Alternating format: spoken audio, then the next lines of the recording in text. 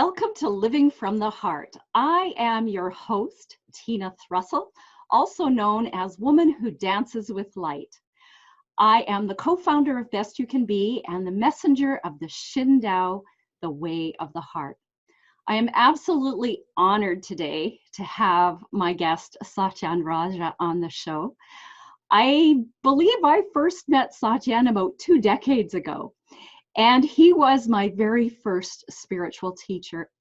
I have learned so much from him over the years as his student, as a volunteer on his team with the Warrior Sage programs, and now as a colleague in the Evolutionary Business Council.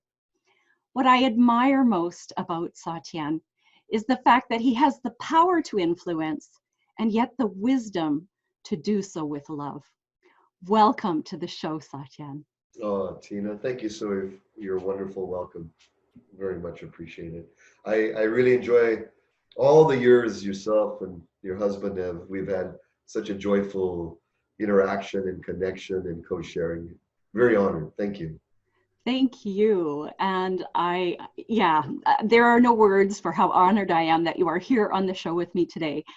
You know, one of the big lessons that Neil and I took away from working with you was this message to do everything with love. I cannot tell you how foundational that has been for us in our personal lives, in the work that we do, and in bringing the Shin, the way of the heart, to the world. Do you still promote that message? Is that something you're still bringing into the world? You know, I think this is the message of the great wisdom masters of all time.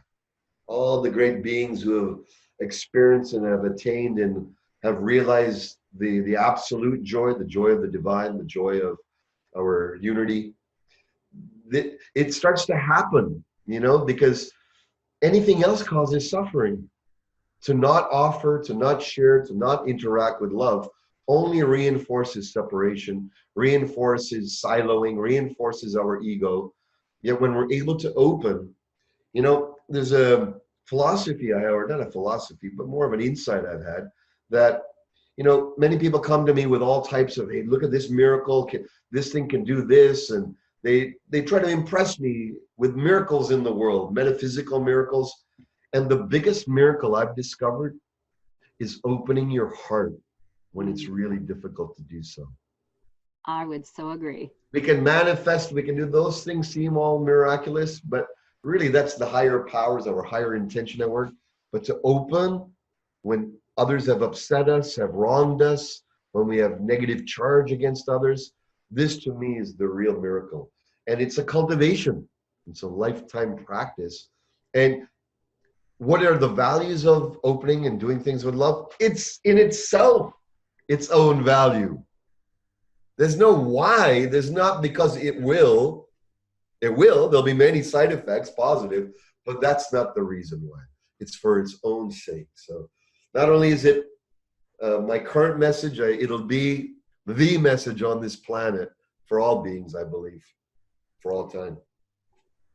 Yeah, I absolutely agree. We are coming to a place of people awakening to the understanding that it has to be love first.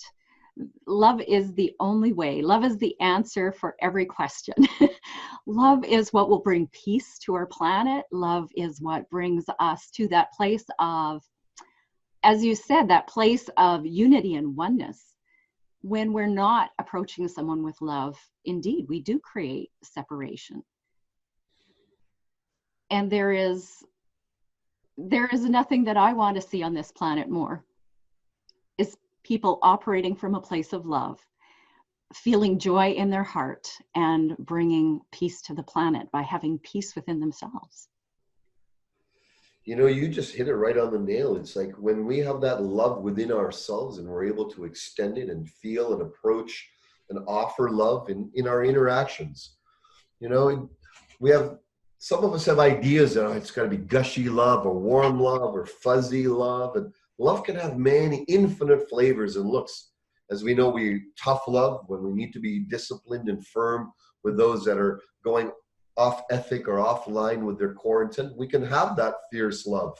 I have that once in a while with my family members because I've got that level of relating. But love is not a look. Love is the source of, and love is the guiding force of our external actions when we allow it. So we can say, yes, love is the solution to everything, but it's coming to love that is the source of clean solutions, conscientious solutions, symbiotically aware solutions. You know, I believe that the number one problem we have on this planet as a whole is the lack of recognition and realization of our symbiotic unity love relationship. It's like a cancer cell. A cancer cell is part of the body, but in its deepest programming at the DNA level, it forgets that it's part of the whole, and therefore starts to voraciously eat all the nutrients around itself, growing itself, thinking, I'm getting healthy, I'm getting strong, independently strong, eventually not knowing that as it grows, it's going to choke off its own blood supply and kill itself.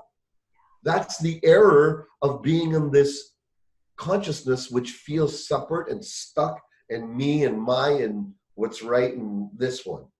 But love opens the door to reestablish the awareness that we are symbiotically related. We are symbiosis itself.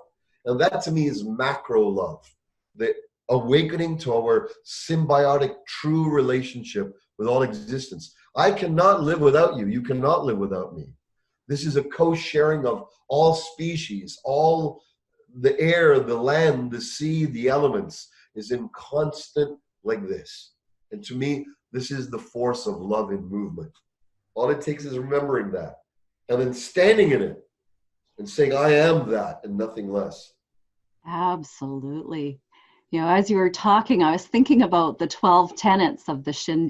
We have 12 basic principles to live by. And one is to treat all life as sacred, which is what you were describing there so beautifully. Beautiful. If we don't treat all life as sacred, whether it's plant, animal, insect, other human beings, I had the most, excuse me, I get so excited about this. Had the most amazing experience. I was out walking in the forest one day. We have this big, beautiful park just south of Calgary. And I could hear this huge, like, whack, whack. It was a resounding whack sound. And I thought, oh my goodness, that sounds like somebody is hitting a tree. And sure enough, I came up and there were these 3 young kids. They were probably 8, 9, 10 years old. And one of them had this big stick and he was just hammering on this tree. And I thought, oh, there was an instant trigger for me because trees are such precious life. And I remembered, do everything with love. And so I quietly walked towards the group and they sort of noticed that I was coming.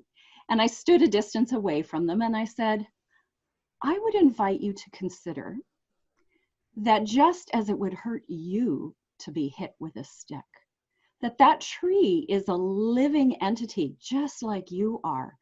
And it probably feels that big whack with that stick.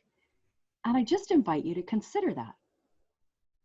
And they stopped and they were silent for a moment. And they kind of looked at each other.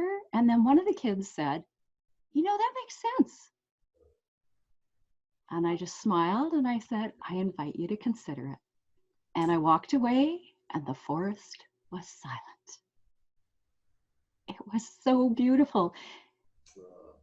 And it could have been so different, right? I could have let that trigger take me into that, what are you guys doing? Do you have any idea? Right? Could have been in that energy, but being in that energy of love delivered the message in a way that it was received. Yes. So beautiful. So I thank you for that lesson. That goes back decades. The carrier wave of love is contact. Love within myself is beautiful, but contained within myself, others might not know. But when I reach through, like you did to those boys, and I'm sure there was a moment, like you said, you could have gone the way of the trigger or the way of the heart. Yes. And that crucial element is the place that I'm inviting us all to become more aware of. It's the subtle moment where we could go this way or we can bloom. We all have that moment, that divine choice center. And so I'm going to invite everyone to nourish, love, respect, and listen to that spot that makes us go that way or this way. That's the doorway. That's the key. That's the empowerment of love, which is our choice. Absolutely. Yes. So beautifully said. So beautifully said. So Satyen, where do you see yourself heading in the future? I mean, Warrior Sage was a huge part of the work that you were bringing to the world with these live events. And now I know there's a Warrior Sage community on Facebook. You're certainly reaching out to big influencers through the Evolutionary Business Council and the teachings that you're offering there. Where else are you going? How else are you bringing this message of love into the world? Well, Warrior Sage, it's our 20th year anniversary we're celebrating, and it's continued to evolve. So it continues to magnify in the world. And our public work now is we've created 3 free complimentary at-home seminars, and they're available at our warriorsage.com website. And one of them is called Relationship Activation. It's a half-a-day workshop. Another one is called Abundance Activation, all on enlightened wealth. And another one is called Enlightened Power Activation. So it's about enlightenment and empowerment. So these 3 are available for download for free. And you just go to warriorsage.com, you'll see the information there. And the purpose of it is so that people can bring their friends, their family members, colleagues to a Saturday, some evening or Sunday, and have a gathering where they can do this guided practice. It's all totally guided. All you need to know is how to hit play. And if you know that, then the whole day is guided. And what happens is there's a transformation, very powerful transformation that goes on in your small community. The idea, and we call these dojos, coming from the warrior philosophy of dojo, is a place where you train martial arts. Yes. These are Warrior Sage dojos where you train up leveling your mind, your heart, your being.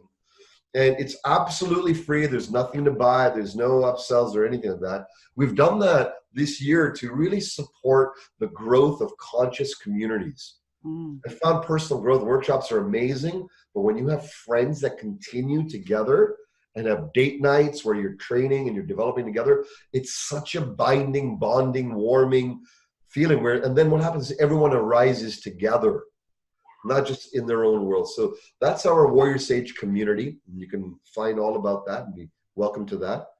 And then my personal work is like this. It's empowering leaders.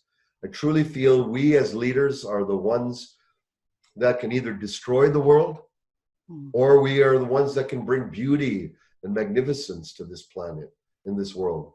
And so my main focus has been now to train business leaders, social leaders, and helping them dial into what they need to be and who they need to be to make the greatest level, world level impact. So I'm very honored, blessed, and humbled to be in that role right now. And as that matures in the world and as it grows in the world. It's an important role because, as you say, the leaders of our world have the opportunity to really influence the masses. And if they're not conscious about how they're making that influence, the results can be less than ideal. So, as leaders, we have to learn to lead ourselves. And to me, what is a leader? It's someone who chooses that I'm here to make an impact for the better. It's someone who chooses to be of influence to others. Whether that choice came, whether you chose it or not even, it could have been by default that you took on a job or it was given to you. Well, there's a Kung Fu philosophy my martial art teacher said at the very beginning years ago when I was a teenager. He says, when given the opportunity to lead, lead. Don't think about it too much. Am I good enough, not good enough? You're going to have those thoughts for the rest of your life. Am I ready enough? Do I have all the capacity? All of those, buts, whys, they'll go on and on. Yeah. Put them aside. When given the opportunity to lead, lead. And you're just throwing yourself into the deep end. Bruce Lee said you can't learn how to swim in the shallow part of you can't learn how to swim on dry land. Right. So we can get all the education knowledge, but you need to go into the water. So true leadership, how do you cultivate it? You put yourself in the position of leading from your heart connected with love. And then your wisdom will grow. Your capacity will grow. Your empowerment will grow. And then if you want to learn, get a quick course on how to become self-empowered and empower others, download the Warrior Sage Power Activation Training. You'll get a PhD in a day on it, okay? And you know, having done Warrior Sage work, yeah, you do. You get a PhD in a very short period of time. It's intense. It's powerful work. It's, you know, you've brought the best of so many teachers who have gone before us and brought the best from all of those teachers into what you're bringing into the world. And it makes for very, very powerful work. When people are actively engaged in the message that's being delivered, you know, it's not just somebody standing at the front of the room and yakking at you, but an opportunity to truly experience what we're talking about.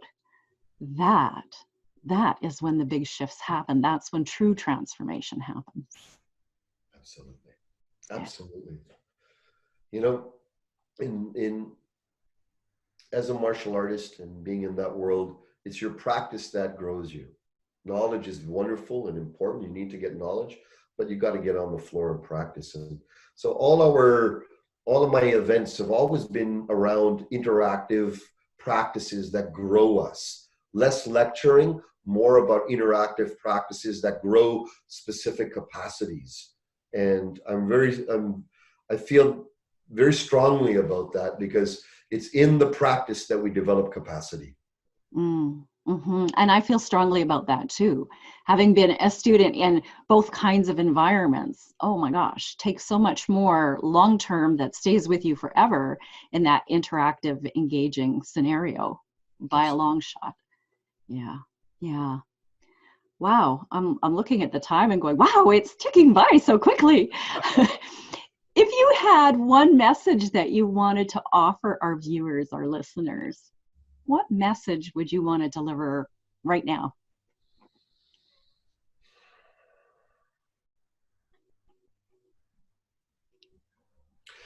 You know, you shared about love. We shared deeply. We went into love today and doing things from love, which it's so like the essence. In this Warrior Sage philosophy, I have 5 elements that I'd love to share in summary, in the essence of them.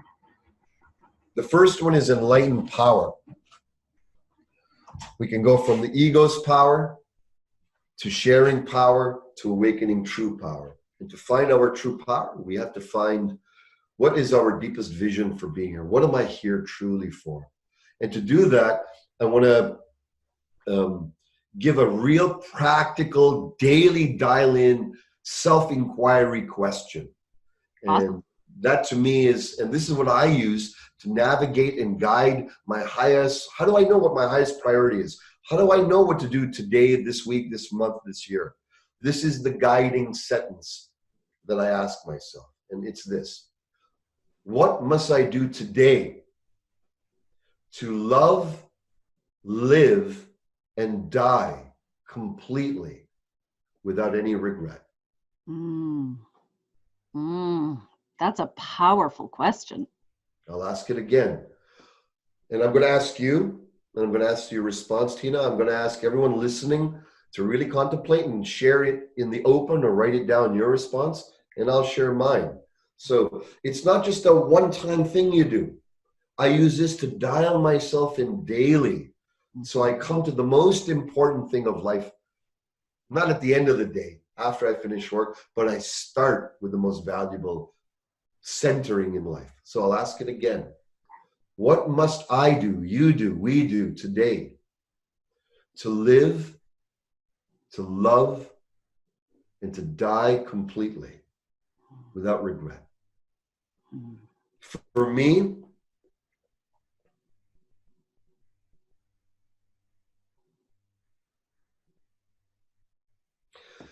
there's a communication I need to have with recently I lost a friend of mine, and I'm going to be chatting with his mom. And so what I can do is to really give my deepest love, really be a good listener,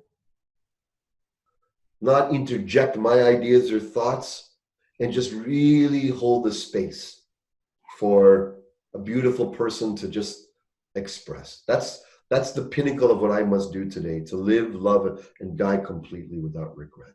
There's one particular conversation I know I gotta have.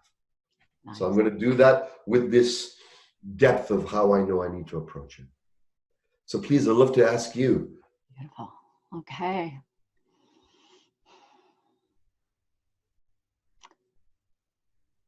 I need to be an open channel, a receiver transmitter for the messages that come through from source. I have a client who's coming in for what I call a Shin session, a heartwave session. And not knowing what will be put on the table, what comes forward, what she will need, rather than my intellectually deciding what is in her highest good. I have to be completely open to allow that divine flow to guide me as to what is the best action to take, which sound tool to use, what voice activation to use, whatever might come forward in that session. And then to continue and carry that openness to being that receiver transmitter of love and divine messages as I step into my evening when my husband comes home from work and my neighbor comes over, who's relocating to another province at the end of this week. And this will probably be our last opportunity to sit and visit with her. So to be open to whatever the right words are to say, or the right listening, as you described, is best suited to serve her. This is what I must do to live, love, and die complete today. Beautiful. And everyone who's watching and listening, you have yours. Soul fulfillment happens when we follow through with this. Absolutely. And that's true love and freedom that ripples to all beings. Indeed it does. That is beautiful. That is beautiful. Well, by golly, we're like here at the end of our time already. I invite everyone to tune in again next week when we do the Living from the Heart show. I invite people to go back and watch previous episodes that are on our YouTube channel, that are on the Best You Can Be blog. This video will be posted there as well, so people can come back and watch time and time again. And again, I have to thank you, Satyen, for taking time out of your really busy schedule to be here and deliver this message of love with the world through this show and to our viewers. And my question is, just as a parting question, so how do we bring more joy into our lives? Well, you know, it's the same thing I'm going to share. Asking that question of yourself. Fulfilling what arises by action will bring the joy. Beautiful, beautiful message. Oh, thank you, Satyen. Thank you for your time. Blessings to you and the work that you're bringing into the world. And I look forward to seeing you potentially at the next EBC Deep Dive or conference. Beautiful. In the meantime, be well. Love to you. Thank you, love. All my love to you, to Neil, and I'm looking forward to seeing again. And much love to everyone who's participated today. Thank you. Thank you so much.